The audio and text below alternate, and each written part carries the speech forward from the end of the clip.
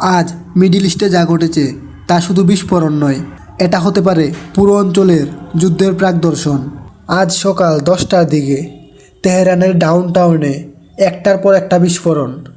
কয়েক মিনিটের মধ্যেই ইসরায়েল ঘোষণা দেয় ইরানের উপর প্রথম আঘাত করা শুরু হলো। কিন্তু থামো, ইরানকে আঘাত করার কথা সবসময় বলে যুক্তরাষ্ট্র, তাহলে এবার প্রথম গুলি ইসরায়েল চালালো কেন? কারণ যুক্তরাষ্ট্র সরাসরি আঘাত করলে পুরো অঞ্চলে মুহূর্তেই যুদ্ধ ছড়িয়ে পড়ত। গালফ, লেবানন, সিরিয়া সব জায়গায় মিসাইল বর্ষণ, তেলের বাজার ধসে যেত, বিশ্ব অর্থনীতি ঝাঁকুনি খেত। কিন্তু যদি ইসরায়েল প্রথম আঘাত করে তাহলে একই চাপ তৈরি হয়।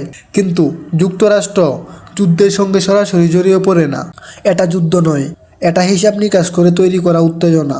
এখন প্রশ্ন, ইরান কি সীমিত প্রতিশোধ নেবে, নাকি এমন আঘাত দেবে যাতে যুক্তরাষ্ট্র বাধ্য হয়ে প্রবেশ করে? কারণ আসল লড়াই মিসাইলের নয়, কে কাকে যুদ্ধের মধ্যে টানতে পারে সেটার।